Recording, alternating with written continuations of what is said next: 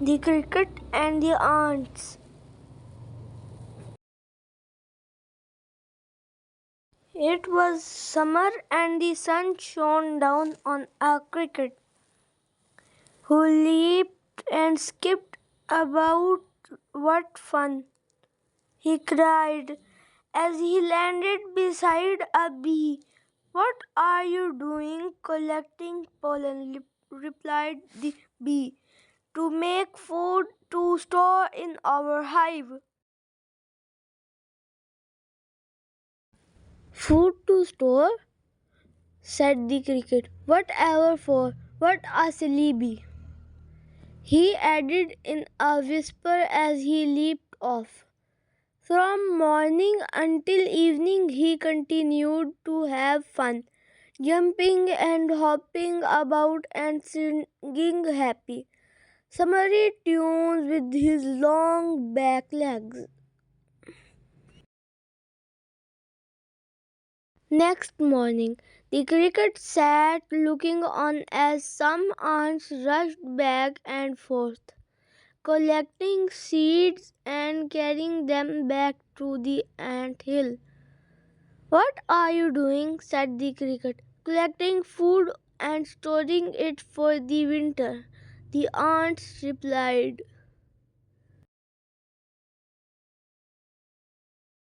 The cricket scoffed at them. You silly ants, he cried. Look around you. There is plenty of food. Winter will not come for a long time, so why not just have fun like me? Let me entertain you with a tune, he offered, and he used his long back legs like a fiddle to make a merry tune for them. No, thank you, said the ants. We must collect as much food as we can, or else we will starve in the long winter.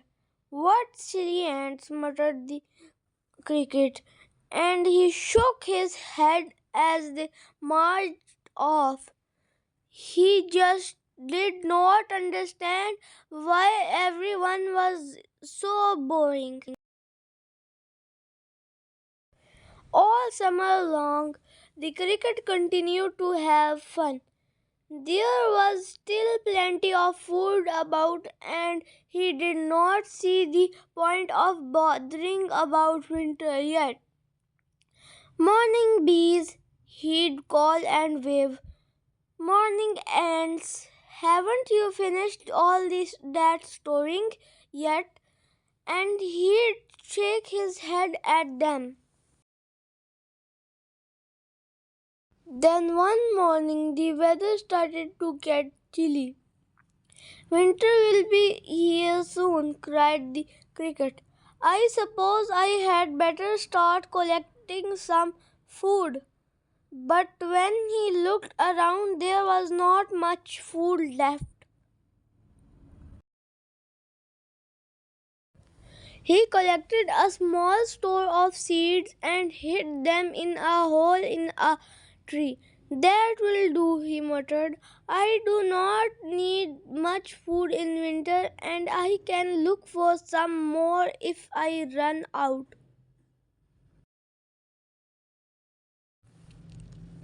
As the winter went on, the weather got colder and colder, and the cricket felt more and more unhappy.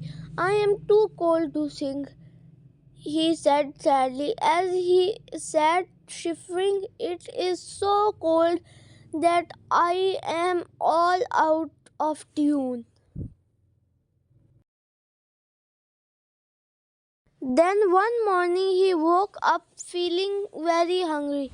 He helped himself to a seed and sat and ate it. Shivering, it did not fill him up. So soon he stretched out his arm for more, but his hole was empty. He had used up all of his store of seeds.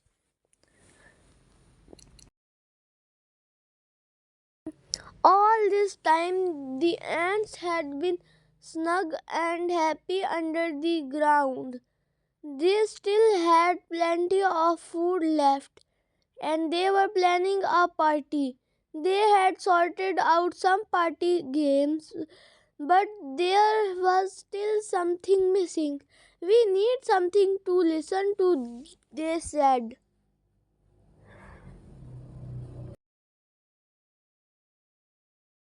Just then, one of the ants remembered the cricket who had offered to amuse them in the summer. Perhaps he will come and entertain us, they said, and some of them set out to look for him. Brr, they said and shivered. It is freezing out here. When the cricket spotted the ants, he hid from them. They will see that all my food has gone, he said to himself. Then they will blame me for having fun all summer instead of collecting food like they did. Cricket, cricket, called the ants. But the cricket kept hidden, sadly waiting for them to go. Then, just when they were about to give up, one of the ants spotted him. The cricket was thrilled to go with the ants into the snug nest and to join the party. The ants gave him a big plate of food, and he was so happy that he fiddled tunes for hours. But when the party was finished, he looked sadly out of the ant hill at the wind and rain outside. Thank you so much for having me, he said humbly as he got ready to go. It was a good party. The ants looked at the cricket and then around at the snug nest.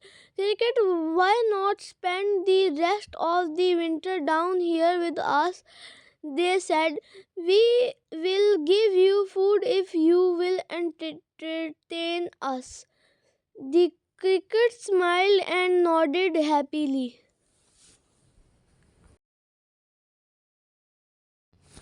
So, for the rest of that winter, the cricket lived underground with the ants. He was no longer lonely, freezing, and hungry. Instead, he had lots of friends, a snug bed, and plenty of food until summer came around again.